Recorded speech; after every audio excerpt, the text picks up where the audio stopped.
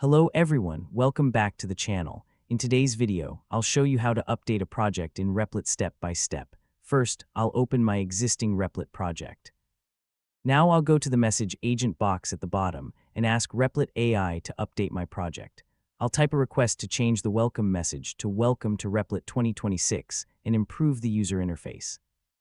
After typing the request, I'll press enter. Now Replit AI is updating the project automatically. I'll wait a few moments while it applies all the changes. Once the update is finished, I'll review the updated files and make sure everything has been changed successfully. Next, I'll open the Preview tab to test the project. As you can see, the updated version is now running correctly with the new changes. Everything looks good, and the project has been updated successfully. If you're happy with the result, you can continue making more changes or click the Publish button to publish the latest version of your project online. And that's it.